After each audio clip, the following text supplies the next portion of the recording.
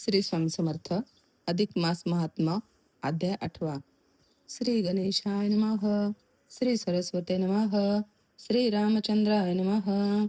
जय रुक्मिणीवरा पांडुरंगा दिनोद्वारा कृपा सागरा करुणाकरा वेदोद्वारा दीनबंधो अनाथनाथा दया सिंधो करुणा सागरा दीनबंधो कृपा कटाक्ष अवबोधो ग्रंथारंभी वेदो लागोपै श्री गुरुवाच भगवान भवता ओघ्न हरिनंदन विग्रह मलोत्सात सेत्वा शक्तानां स्नानानादौकिं शुभं नृणाम्.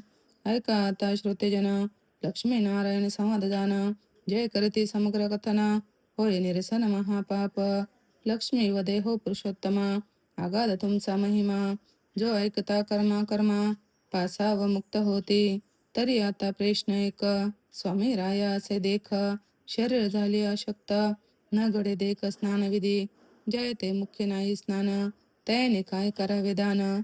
तरी निर्फळ जो जन्मोन भुभार कैला तैने पै. तरी ऐसी याची कवन गती. मज निवेदावे कृपामूर्ती. जेणे तरुण पाये प्राणिया प्रती, गडे सद्गती अनायसे. श्रीकृष्ण उवाच शृणु साध्वी प्रवक्ष्यामि, लोकानुग्रह करिणी सम्यक प्रश्नकृत, सर्व लोकोपकृतिकारक. ऐक साध्वी वचना ते, त्वा प्रश्न केला निरुते. तो तव सर्व या जगते, परमोपकारा ते जानपा. तरी शक्ती नाही जय शरीरी, आणि धन तेही नसे पदरी. इच्छा ते उद्भवली से अंतरी, करावे परोपरी व्रता ते. ऐसे अंतर जयचे द्रवले, नाना अथवा पुरुष भले. त्याने पाहिजे काय केले, तरी ऐक वहिले भामिनी. मुक्त क्रिया जयाची पाहे, तो विचारो भलती ठाई. तैसीच हेही नवलाही, ठाईचे ठाई तटस्थ. या लागी सांगतो ऐक, भजन करावे परमनिके. भजना विना निक देखे, सार्थकानिक नसेची. भजने तरले महाज्ञानी, तपस्वी माझी शिरोमणी.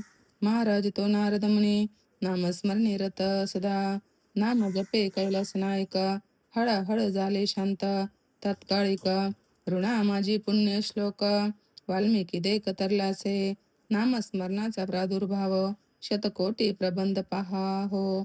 त्रैलोकीचा समुदाव, मान्य केले तया लागी. या लागी या लागे सुंदरी पाहे, नामस्मरणा विना सार्थक नाही. न पडावे अनिक प्रवाही, शक्ती नाही मनोनिया.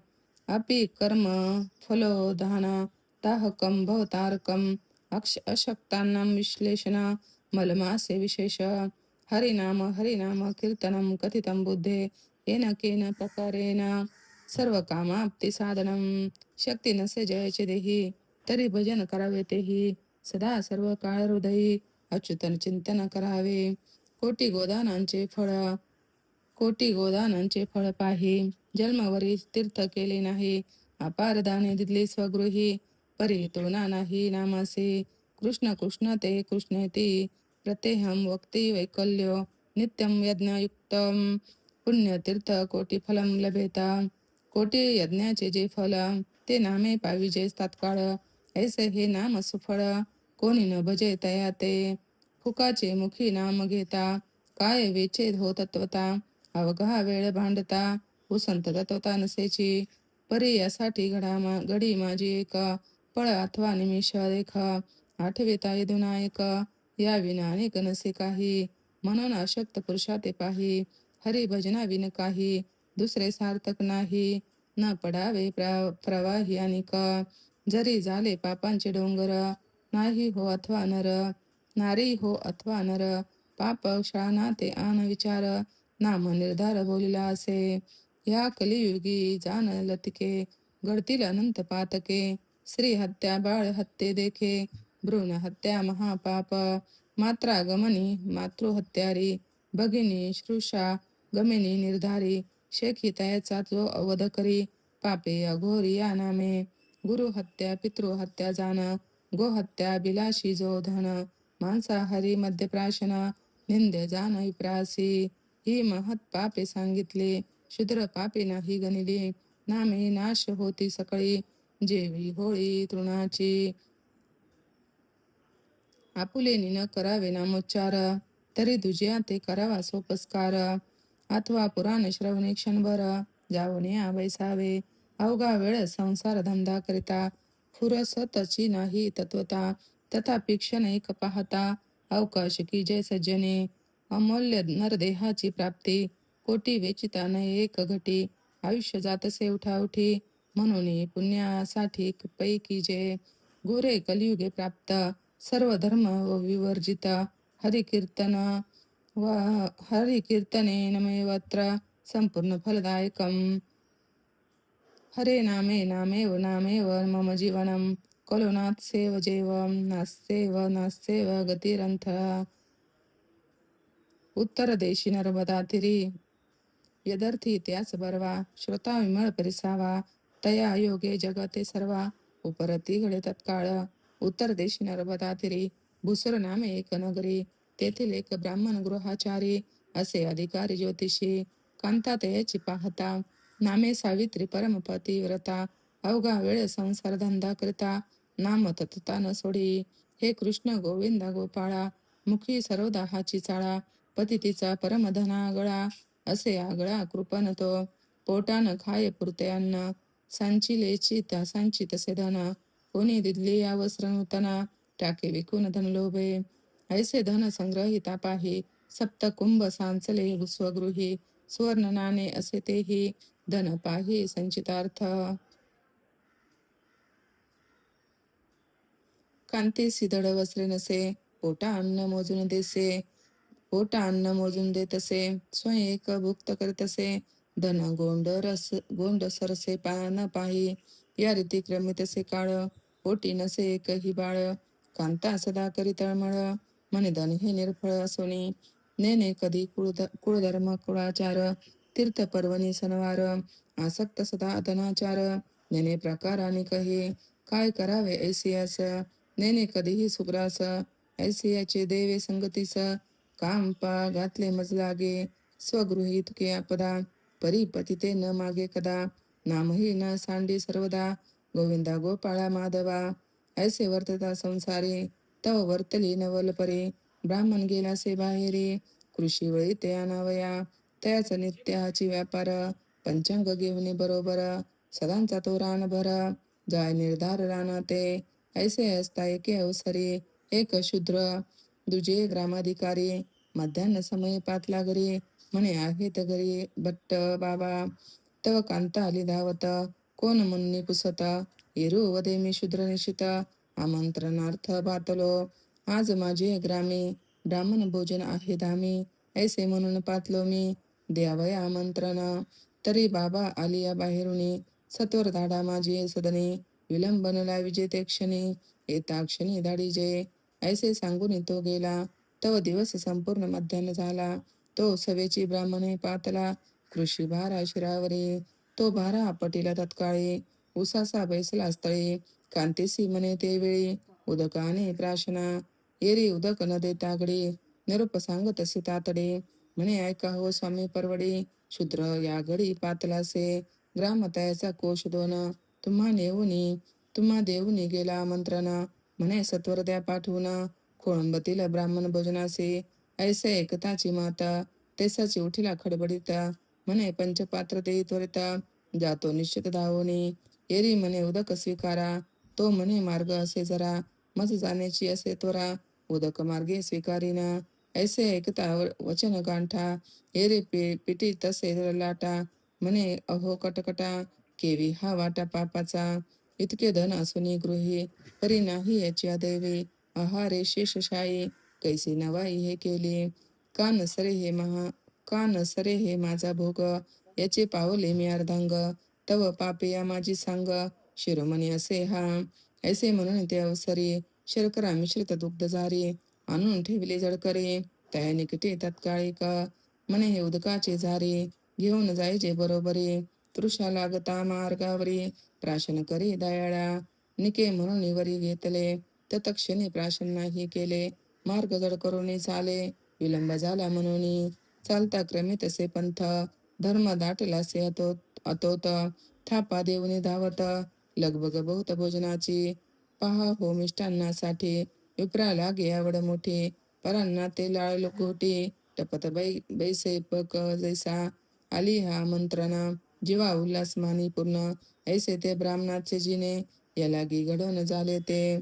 असो मार्गी जाता ब्राह्मण, वसंत ऋतू तापले उष्ण, जवळे असता जीवन, प्राण जावो परिण सेवी, तृषेने झाला से व्याकुळ, म्हणे उदक असे अळूमाळू, स्वभवते निरखी तसे सकळा, लाव सावली पैन देखी तेथे, मग एक वारव देखील नैनी, त्याची सावली पाहुनी, नावे कसते रावला ते स्थानी, उदक झारी काळीता, तृषेची लगबग मोठी, म्हणून पाहिली नाही दृष्टी, तेसेची लावी तसे होती, गोल्यता दृष्टी देखता, मग प्राशन करता जाण, तेसेची तोंडीचे हाती घेऊन, म्हणे हे शिव भगवान, बुडविले रांडीने सर्व ही, यावर ते दुग्ध झारी, ओतली वारुळा माझारी, सांडा तो प्राशन करी, केली परी असी तेने, परिणाम स्मरणाचे मैमान, कांता नित्य करीत असे आपण, तयाचे नियोगे करुणी जाण, फिरले अदृष्ट तयाचे, एका पुस्कारा सरणी ध्वनी, निगती झाली तत्क्षणी,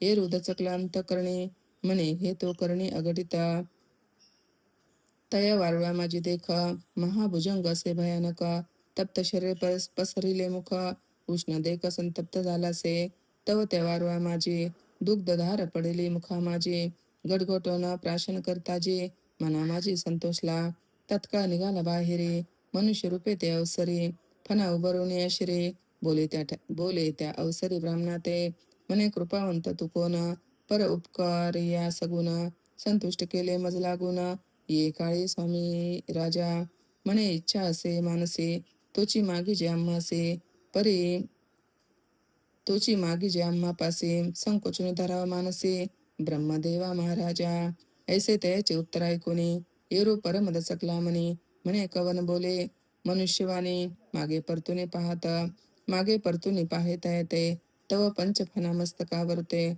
मनुष्यवाणी बोले त्या ते, ऐका श्रोते हो, म्हणे आपण असा कवना, मस्तकी फणा दारुण जाण, बोलता मनुष्य ऐसे वचन, की जे निवेदन मज लागे, तव बोलता झाला ईश, म्हणे मी तव असे शेष, संतुष्ट झाले मानस, दुग्ध प्राशने तुझिया, या लागी झाल्यासे प्रसन्न, इच्छा असेल ते मागे वरदान, एरू करी हास्य वदन, म्हणे हे तो विंदान कांतेचे, ऐके महाराजे अवसरी, कांता मुची असे घरी, तित्ते पुसोन जड करी, येतो माघारी परतोनी, तेची इच्छा असे काय, हे तो मज ठाऊके न होय, इतका गेला जो उपाय, तो पर्याय तेचा असे पै, मी परतोनी मागुती येता, आपण स्थिरावे समर्था, एरू तथास्तु म्हणून तथता, झाला परता ब्राह्मण, कैशी संध्या कैसे स्नान, तेथे कैसे भोजन पान, दिले सोडून आमंत्रण, आला परतो निज गृही, धावत पळत लगबगे, गृही पातला लाल वेगे, द्वार देशे हुनी म्हणे कोठे गे, घर बुडवणी पापिष्टे, ऐसी पती शब्द ऐकता, धावत आली पतिव्रता, चरणावरी ठेवणी माथा, अपराध समर्था क्षमा करे, नमन ऐसे उडन, दुजे न देखो पै जान, तत्काळची शांत होन, क्रोध निघून पै गेला, मग समूळ वृत्तांता ते, सांगता झाला ते तो दुग्ध झारी निरुते, दिदले प्राशना मज लागे, उदक म्हणून पै दिले, क्रोधे मी तो नसे प्राशिले, म्हणून वारुळे उलंडिले, ते प्राशिले भुजंगे, तात्काळ मनुष्य रूप धरून, प्रसन्न झाला मज लागून, पुसावया तुझ कारणे, आलो धावून तत्काळी, तरी काय इच्छा असेल मानसे, त्याची माग तू तयासे, ऐकून ऐसिया वचनासे, एरी मानसे चाकटले, म्हणे नवल केवढे झाले, आमंत्रणे सोडिले, बोलतसे ऐशा बोले, सत्य मिथ्या हरिजने, विचार करू निजमाने, म्हणे इतकेच मागोजे तया लागुने, जे दिदले असे त्याची देऊने, मनोरथ पुरवावे, इतके मागा स्वामी, अनेक नसे काही उर्मे, तथास्तु म्हणून स्व अगामी, परता झाला तत्काळ, येऊन नमिजे शेष राजा, म्हणे एक वचन महाराजा, कांतेचे मानसी जे चोजा, श्रवण करी आदरेसे, ती बोले दिधेले तेची द्यावे, अनेक न मागो जीवे भावे, समर्थ हेची पुरवावे, मनोभावे दयाळवा, ऐकून त्याचे उत्तर, शेष वदे कर्म घोर, अघोर, कांता तुझी परमचतुर, मागितल्यावर नेटका, ते तव नसे तुझ्या कपाळी, परी देणे घडे एकाळी, तथास्तु म्हणून ते वेळी, गुप्त झाला भुजंग, ब्राह्मण परतला तेथून मार्गे विचार करीत असे म्हणे आमंत्रण दिल्लीत सोडून संधी अस्तमानी हो आले. तरी आजी सुदिन पर्व काळ शनी प्रदोष परम मंगळ तरी ग्रामवासी द्विज सकळ भोजना लागे पाचारो म्हणे मिष्टान्न करून वरवे बरवे भूदैवा तितोष व्हावे आपण यथेष्ट बक्षावे मन संतोष व्हावे कांतेचे ऐसा विचार ऐसा विचार करून ऐसा विचार करून विचार गृही पातला सत्वर परमहर्षे होऊन निर्भर बोले उत्तर श्रेयसे म्हणे तुला सांगितले जे रीती आम्ही मागितले भुजंगा प्रती दिदले म्हणून त्रिवार वचनोक्ते वदने गुप्त झाला तो तरी ऐके एक विचार आम्ही क्षुदेने पिलोलो फार आजी प्रदोष आणि मंदवार पर्व अपार बोली जय या लागी ग्रामवासी ब्राह्मण तया देऊन येतो आमंत्रण तू आषाढ अन्न निर्मन करी पक्वान यथास्थित सामग्री आणि तो या अवसरे म्हणून पातला गृहांतरे उकरुनिया द्रव्याची घागरी घेतले घेतले करी सुवर्ण नाणे पाच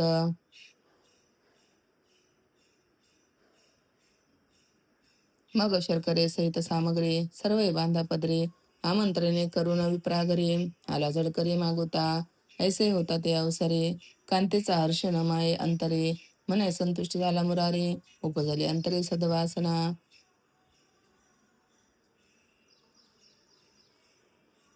म्हणे अंतरे सद्वासना मग लगबगे पाकसिद्धी करता झाली ते गुणनिधी षडस अन्ने नानाविधी सिद्ध करून ठेवित मग व्रतारा ते विनवी सुंदरा म्हणे सत्वर ब्राह्मणा ते पाचारा विलंब झाला से तुम्हा ते खरा होईल एकादापित शोभ एक याम भरली निशे सत्वर बैसावे भोजनासे हेरो परम हर्षयुक्त मानसे ब्राह्मणासी पाचारिले अर्धे पाद्यादी पूजन करता झाला आपण देऊन सुमना आणि चंदन रंगमाळिका घातली विस्तीर्ण मांडली कर्दळी पात्रे दीप उजळवण्या पवित्रे कना रांगोळी निरांजन पात्रे पती प्रति पात्रे ठेविल्यासे मग सरसावणी अचळाते वाढीत असे पक्वांना ते जोडून बद्ध असताते ब्राह्मणाते वाढीत असे म्हणते ब्राह्मण नवल काही कधीच ऐसे देखील नाही अप्रूप आजीची नवाई भाग्य आमचे उदयले असं भोजन होणे निवाडे मग अर्पण त्रयोदश गुणे विडे दक्षिण देत असे अति कोडे सुवर्ण नाणे प्रत्येका एक कांतीनेही भोजन सारिले म्हणे आजी परम भाग्य उदेले सावकाश भोजन झाले बुसुराले गृहासी मग तो ब्राह्मण धन संचय सत्कारणे करता झाला वेय समय अतीत आलिया पाहे नवे विमुख तया ते ऐसा धरता सदासना पापा ते झाली से क्षाळना झाली पुण्याची गणना पतिव्रता अंगना तयाची कालांतरे करून उभयता पावली झाली मोक्षपंथा ऐशी नाम स्मरणाची वार्ता तुम्हा सर्वथा निवेदिले कथा हे गोड ऐकिली म्हणून दृष्टांत असे योजिले नून ते पाहिजे क्षमा केले श्रोत्रियाने आदरेसे हे तव दंत कथा न म्हणजे प्रत्यय पुरनाम तरी पाहिजे नाम स्मरणाविना आन दुजे नसे जाणीजे सर्वथा या कलियुगे नामसार वधोने गेले महाज्ञानी ऋषेश्वर आणि भगवतचन निर्धार श्लोकाधार परिसावा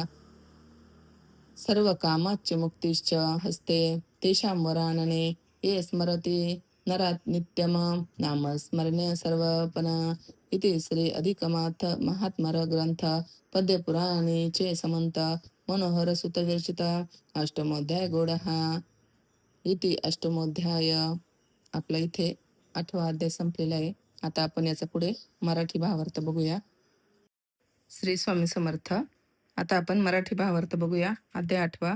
नामस्मरणाचा महिमा. लक्ष्मी म्हणाली, नारायणा, या जगात काही माणसे अशी असतात की गरिबीमुळे त्यांना अधिक मासात सुद्धा कसलेही दान देणे अशक्य असते. काही माणसे अशीही असतात की कामधंद्यामुळे त्यांना अधिक मासात सुद्धा कोणतेही व्रत किंवा नियम पाळता येत नाही आणि अशीही काही माणसे असतात की त्यांना आजारपण किंवा अशक्तपणा यामुळे या अधिक मासात काहीही स्नान सुद्धा करता येत नाही. अशा माणसांनी कोणते पुण्य कर्म करावे ते सांगा.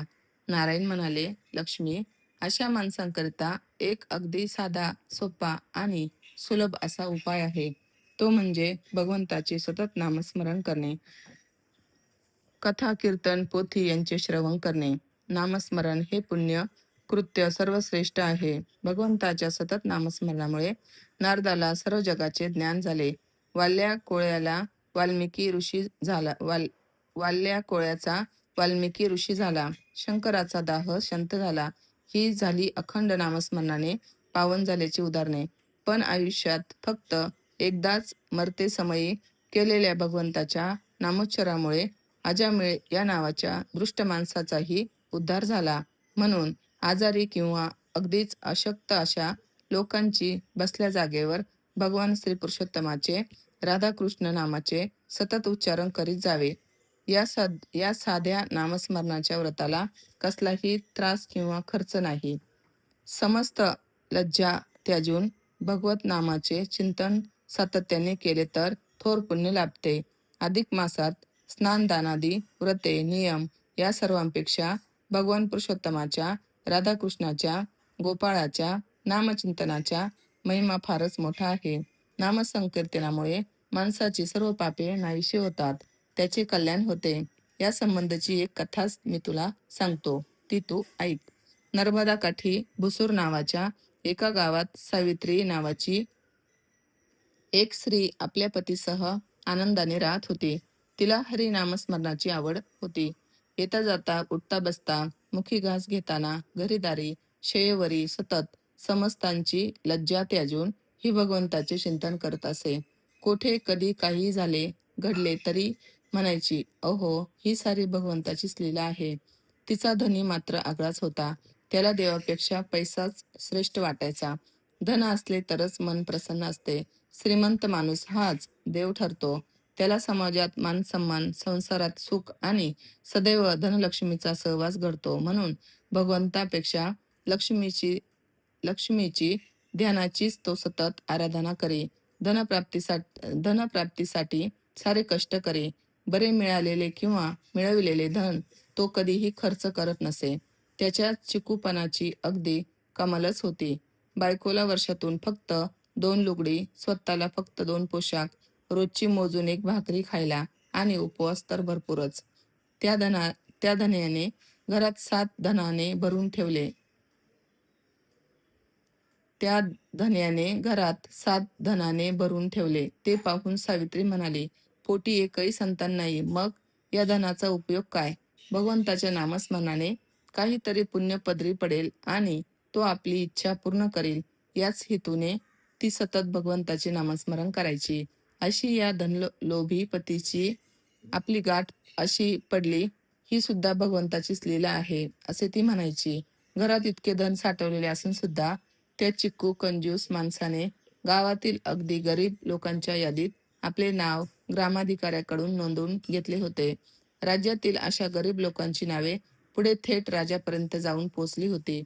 राजाने मग अधिक मासात अशा गरीब लोकांना भरपूर द्रव्य देण्याचे पुण्यकर्म आरंभिले.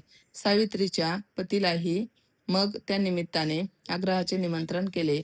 एके दिवशी भर दुपारी सावित्रीच्या घरी ग्रामाधिकारी आला. त्याने तिच्या पतीला राजाचे निमंत्रण दिले. पण त्यावेळी सावित्रीचा पती कुठेतरी धनप्राप्तीच्या कामासाठी परगावी जवळच गेलेला होता. ती त्या ग्रामाधिकाऱ्याला म्हणाली, आता लवकरच मध्यान्ही ते परत घरी येतील. मग आपल्याबरोबर ताबडतोब त्यांना पाठवून द्या. कारण येथून सुमारे 2 कोसावर मोठे सरकारी अधिकारी गोरगरिबांना राजाकडून आलेले भरपूर द्रव्य दान करणार आहेत. तेथे रामपूरच्या मठात रंगनाथ स्वामींचा भेटा म्हणावे. हा निरोप सांगून तो सरकारी ग्रामाधिकारी निघून गेला. थोड्याच वेळात सावित्रीचा पती परगावाहून घरी आला. येताना रस्त्यातून सरपणाचा भारा डोक्यावर घेऊन तो आला होता. घामाघूम झाला होता. भारा अंगणात टाकला. तेवढ्यात सावित्रीने ग्रामाधिकाऱ्यांचा तो निरोप त्याला सांगितला. अरे वा, छान झालं. पाहिलंस सावित्री, लक्ष्मीचा हा प्रताप आहे बरं. अगं पैशाकडेच पैसा ओढला जातो. मला गेलेच पाहिजे. हा पहा निघालोच, असे म्हणत आल्या पावली तो लगबगीने परत निघाला. अहो पण पाणी तरी प्या की. थांबा थोडं. हा घाम सावित्री आग्रह करीत होती. पण लक्षात कोण घेतो? तो म्हणाला, छे छे, आता पाणी वगैरे काही नको, मी चाललो. तरीही सावित्रीने दुधाने भरलेली झारी पटकन घरातून आणली आणि पटकन पतीच्या हातात बळच दिली. आता रस्त्यात तरी हे प्या, तहान भागवा, असे ती म्हणाली. तो भराभर चालत गावापासून दूर गेला. 2 कोस म्हणजे अर्धा योजन अंतर चालत जायचे. उन्हाळ्याचे दिवस, भर दुपारची वेळ. तहानलेला त्याचा जीव कासावीस झाला. मग एका झाडाखाली तो थांबला. त्याने ती झारी तोंडाला लावली. तो, "अरे रे, हे पाणी नाही, हे तर दूध आहे." चांडाळीने पाण्याऐवजी हे दूधच दिले, असे म्हणून त्याने रागाने तोंडातील दुधाची गुळणी फेकली. या दुधासाठी बायकोने उगाच जास्त खर्च केला, याचा त्याला राग आला. तो उठला. जवळच एक भले मोठे वारूळ होते. तो त्या वारुळाजवळ गेला आणि त्याच्या छिद्रात झारीतील सारे दूध त्याने ओतून दिले. वारुळात दूध गेले. तोच काय विलक्षण नवल घडले. फुतकार टाकून एक भला मोठा भुजंग त्या वारुळातून फणा काढून बाहेर आला. मनुष्यवाणीने तो भुजंग म्हणाला, "शाब्बास, धन्य धन्य हे पुण्यवान पुरुषा, अशा ऐन उन्हाच्या वेळी तू मला दूध पाजलेस. मी तुझ्यावर प्रसन्न झालो आहे. इच्छा असेल तो वर मला माग." तो प्रकार पाहून सावित्रीचा पती दचकला. डोळे फाडून त्या भुजंगाकडे पाहू लागला. त्याचे ते शब्द ऐकून गोंधळून गेला. तत्त तत्त पप्प पप्प करीत तो म्हणाला, "शेष महाराज, माझ्या बायकोने पाण्याऐवजी हे दूध मला दिले होते. तेच मी तुम्हाला नकळत दिले. हेच ते. तुझी बायको पुण्यशील आहे. ती सतत भगवंताचे नामस्मरण करते. माझ्या देवाचे चिंतन ती करते. यापुढे मी असा वर देतो की तुझ्या पत्नीच्या हातून सहस्र भोजने घडतील. तू साठवलेले धन अन्नदानात खर्च करून टाक. ते संपल्यावर पुन्हा मी तुम्हाला धन पुरवीन, कमी पडणार नाही. तसे जर न केलेस तर माझा तुझ्या धनाच्या प्रत्येक रांजणात माझे दूत मोठमोठे काळे नाग येऊन बसतील. ते तुला दंश करतील आणि पण नकोस ते. माझ्या भगवंताच्या भक्त स्त्रीला मी वैधव्याचा शाप देणार नाही. जा आता इथून परत घरी जा. रामपूरला जाऊन राजाचे द्रव्यदान घेऊ नकोस. तू गरीब नाहीस. राजाला फसवू नकोस. जा." मग तो सावित्रीचा पती तसाच परत गेला आणि त्याने त्याच दिवशी शनिप्रदोष म्हणून गावातील सर्व लोकांना भोजन घातले. पुढेही तो अन्नदानात आपलं धन खर्चू लागला. विष्णू म्हणाले, "लक्ष्मी, असा आहे भगवंताच्या सतत नामस्मरणाचा महिमा." आता पुढे 9व्या अध्यायातील कथा ऐक. आज आपण अध्याय 8 या अध्यायातील मराठी भावार्थ बघितला. पुढे आता उद्याचा अध्याय हा 9 असेल. त्यात आपण त्या व्हिडिओमध्ये 9व्या अध्यायाचा भावार्थ बघूया. सर्वांना श्री स्वामी समर्थ. व्हिडिओ आवडला असेल तर नक्कीच लाईक, शेअर, सबस्क्राईब करा.